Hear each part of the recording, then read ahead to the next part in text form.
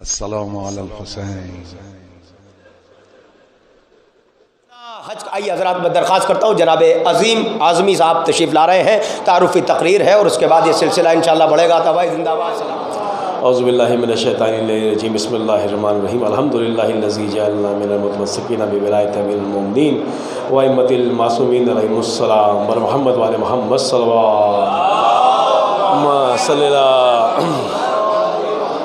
معزز سامعین کرام، شعراء کرام، سلام علیکم یا علی مدد۔ اولاً میں بزم سخنوران اہل بیت کی جانب سے آئے ہوئے تمام مہمان میزبان شعراء کا استقبال کرتا ہوں اور انہیں اس جشن کی اور آمد قمر بنی ہاشم باب الحوائج کی مبارکباد پیش کرتا ہوں۔ چند منٹ کی زحمت ہے آپ کے لیے، بزم کا تعارف پیش کرنا ہے، مہمان شعراء کا تعارف پیش کرنا ہے۔ بزم کے لحاظ سے جو حضرات پہلی بار مجھے سن رہے ہیں ان کی خدمت میں عرض ہے، باقی جو شعراء موجود ہیں انہیں تو بخوبی معلوم ہے۔ یہ بزم تقریباً 6 سال پہلے 6 برس مکمل کر چکی ہے۔ ان 6 برسوں میں تقریباً 300 نشست جو ہے مکمل ہوئی۔ اس کی خاصیت یہ ہے کہ جن شخصیات کے آپ نے صرف نام سنے ہیں اور ان کے فضائل و مناقب سے آپ واقف نہیں ہیں، ان شخصیات کے تعلق سے اس بزم میں نشستیں ہوئیں، جیسے کہ سرکار محمد حنفیہ علیہ السلام کا زیادہ تذکرہ ہماری بزموں میں نہیں ہوتا ہے۔ ان کی شان میں سخنوران کے پاس جو ہے مکمل کلام موجود ہے۔ منقبت سن لیجیے ان سے۔ بی بی شہربانو سلام اللہ علیہا، بی بی صغرا سلام اللہ علیہا، بی بی آمنہ، بی بی فاطمہ بنت اسد، بی بی ام البنین، ان تمام شخصیتوں کی شان میں منقبت نوحے وغیرہ جو ہے بزم میں موجود ہیں، بزم کے شعراء کے پاس موجود ہیں کہ جن کے صرف نام ہی سے آپ لوگ واقف ہوں گے۔ تو یہ بزم جو ہے 6 سال میں اپنی جو ہے، پچھلا جو ہمارا مصرع تھا چھٹی منزل کی جانب بڑھ رہا ہے کارواں اپنا، اس مصرعے کے تحت یہ 6 سال جو ہے مکمل کر چکی ہے۔ اور ایک چھوٹا سا واقعہ شاعر اہل بیت کے تعلق سے امام محمد باقر علیہ السلام کے حوالے سے عرض کروں اور اپنے مہمان شعراء کا استقبال کر لوں، اس کے بعد جو ہے محفل کے باقاعدہ ترہی دور کا جو ہے آغاز ہو جائے گا۔ شاعر اہل بیت کیا ہوتا ہے، شاعر اہل بیت کی ذمہ داریاں کیا ہوتی ہیں؟ اس بزم میں آنے والے عامر بھائی، اس بزم میں آنے والے شعراء جو دور دراز سے تشریف لائے ہیں، کلکتہ سے، کانپور سے، لکھنؤ سے، دہلی سے، ان کی خاصیت یہ ہے کہ وہ اپنے خرچ سے تشریف لائے ہیں۔ انہوں نے کوئی ڈیمانڈ نہیں، خالص مدحت اہل بیت کے لیے آئے اور انہوں نے اس جشن میں تعاون بھی کیا۔ بڑی بات یہ ہے کہ آج کل ایک روش نکلی ہے کہ مطلب یعنی شعراء پہ الزام کی یہ تو بھاؤ طے کرتے ہیں اور محفلوں میں آتے نہیں ہیں، 20,000 چاہیے 25,000، تو ان لوگوں کو یہ پیغام ہے کہ یہ شاعر اہل بیت ہے، باقیوں کی ذمہ داری میری نہیں ہے۔ یہ شاعر اہل بیت، حقیقی شاعر اہل بیت یہی ہے، انہی کو حق ہے مدحت اہل بیت کرنے کا۔ چیخ پکار کا نام مدحت نہیں ہے۔ تو کمیت اسدی علیہ الرحمہ، شاعر اہل بیت، شاعر امام محمد باقر علیہ السلام، اللہم صلی اللہ۔ شاعر اہل بیت کیا ہوتا ہے، اس کی منزلت کیا ہوتی ہے، اس واقعے سے آپ بخوبی سمجھ جائیں گے۔ ویسے تو آپ سب واقف ہیں کیونکہ سب شعراء بیٹھے ہوئے، میرے بزرگ بیٹھے ہوئے ہیں، سب سماعت فرمائیں کہ حجاج بن یوسف ملعون کا دربار ہے۔ اس نے ایک اعلان کیا کہ آج کے بعد جو فضائل مولا کائنات بیان فرمائے گا یا کربلا کے مرثیے پڑھے گا، اس کا سر قلم کر دیا جائے گا۔ بادشاہ ہے، ظالم بادشاہ ہے، فوراً ایکشن لیتا ہے، مگر شاعر اہل بیت کی جرأت دیکھیے، جسارت دیکھیے۔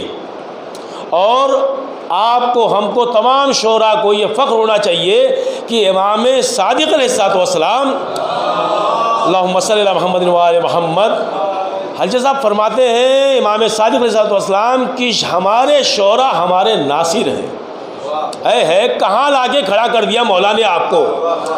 مولا کہہ رہے ہیں کہ ہمارے شعراء ہمارے ناصر ہیں۔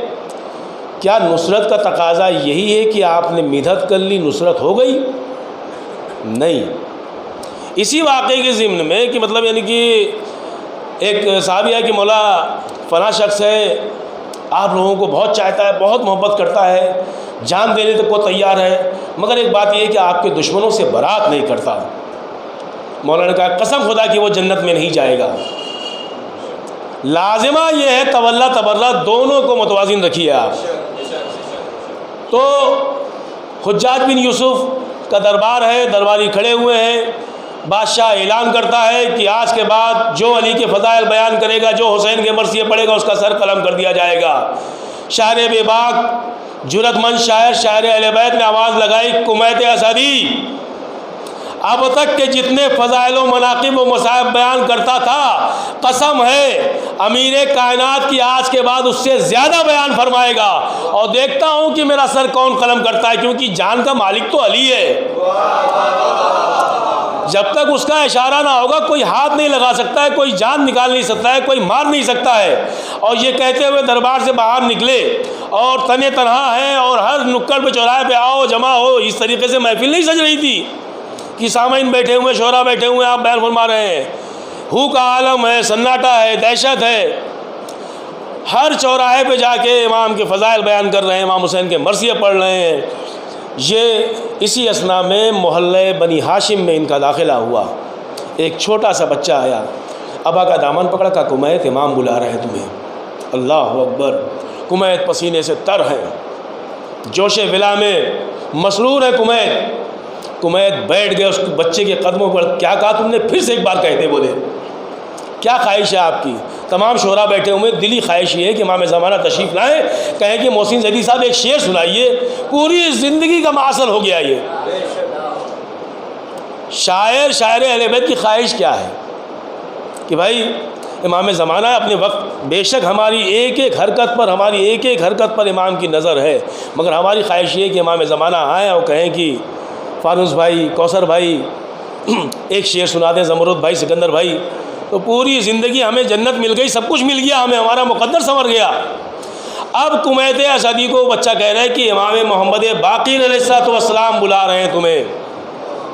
کمیت نے کہا کہ ایک بار پھر یہ جملے زبان سے ادا کر دے، تیرے صدقے جاؤں، ایک بار پھر۔ کیا کہا تو نے؟ میرے امام نے مجھے بلایا، میرے امام نے بلایا۔ کہا ہاں امام محمد باقر تمہیں بلا رہے ہیں کمیت۔ اس میں ایک پیغام بھی ہے نومرد شعراء کے لیے، اس مذہب سے کئی شعراء نکلے ہیں اور نکل رہے ہیں، انشاءاللہ جو ہے ملت اہل بیت کا سلسلہ جاری و ساری رہے گا تا قیامت جو ہے شعراء پیدا ہوتے رہیں گے۔ تو ایک صلوات کے ساتھ ہیں حضرات، علامہ فراز واصی صاحب قبلہ تشریف لا رہے ہیں، آئیے قبلہ۔ یا علی یا علی یا علی یا علی یا علی، اللہم صل، قبلہ تشریف لائیں۔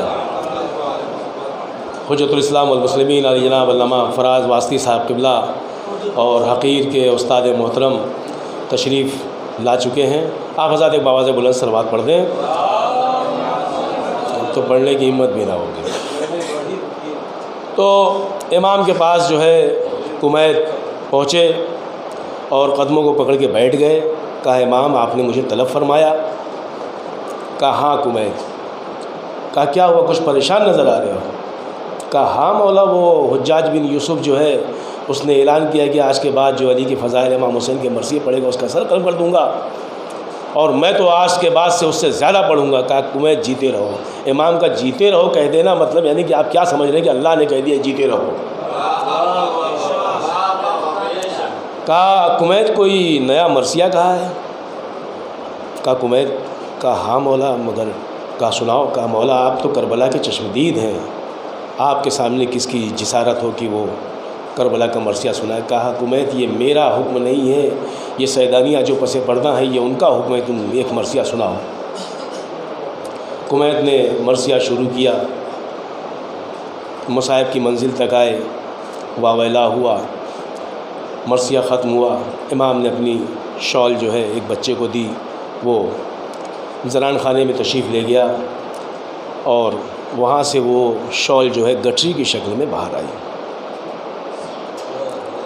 اس میں ایک پیغام اور بھی ہے کہ مطلب یعنی کہ جو حضرات یہ کہتے ہیں کہ شعراء کو نوازنا نہیں چاہیے، ان کے لیے بھی ایک پیغام ہے۔ وہ گٹھری امام نے جو ہے کمیت کے آگے بڑھا دی. کمیت نے گٹھری کھولی تو دیکھا کہ بیویوں نے اپنے زیورات اتار کے اس گٹھری میں رکھ دیے.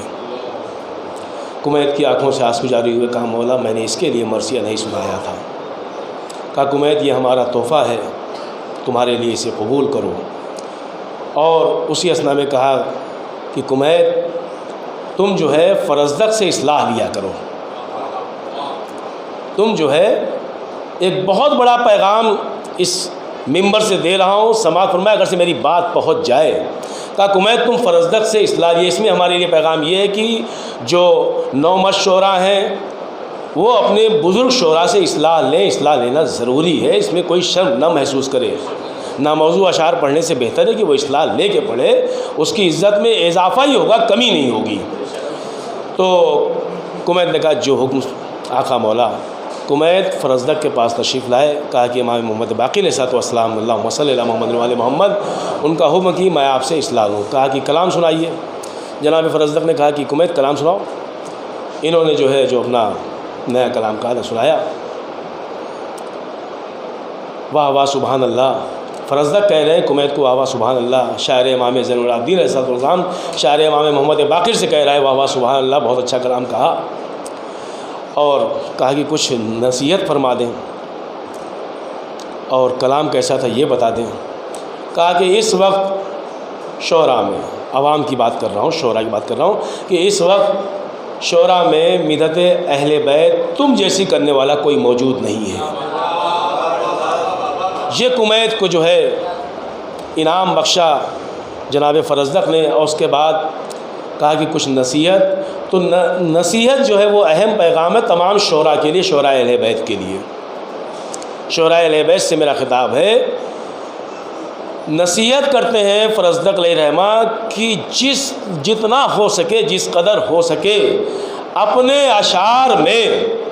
کچھ لوگوں کو اعتراض ہوتا ہے کہ یہ مطلب یعنی کہ دشمنوں کا ذکر کیوں کرتے ہیں, ممبر ہے پاک ہے ان کا نام کیوں لیا, ان کا نام کیوں لیا, یہ کیوں پڑھا وہ کیوں پڑھا. ان کو بھی فرزدق کا پیغام ہے, سماعت فرمائیں. کہہ رہے ہیں کہ جس قدر ہو سکے, جتنا ہو سکے اپنے اشعار میں اہل بیت کے دشمنوں کو ذلیل کرو. جتنا ہو سکے, جس قدر ہو سکے. انہوں نے مدحت کی تعریف تو کی مگر زیادہ زور کہاں دیا وہ دیکھیں, جتنا جس قدر ہو سکے اپنے اشعار میں اہل بیت کے دشمنوں کو ذلیل کرو. اور ذلیل کی وضاحت زیادہ کرنے کی جو ہے ضرورت نہیں ہے. اور الحمدللہ ہمارے سارے شعراء, بیرونی شعراء میں محترم عطا حیدرآبادی صاحب, محترم آصف علی مہدی صاحب, زمرد قیصر صاحب, سمیر کانپوری صاحب, سکندر سیتاپوری صاحب, بادشاہ ترنم شہنشاہ تبسم علی جناب ذکی بھارتی صاحب, اور ہمارے قبلہ استاد محترم علی جناب مولانا فراز واسی صاحب, اور ناظم مودت, ناظم ولایت علی جناب مناظر اختر صاحب تشریف لا چکے ہیں. نظامت کا سلسلہ جاری و ساری ہے. اور اس کے بعد ناظم شعلہ بیان نواز رضوی صاحب اور ناظم عقیدت جناب محسن زیدی صاحب بھی نظامت کے فرائض انجام دیں گے. وآخر الدعوانا الحمدللہ رب العالمین.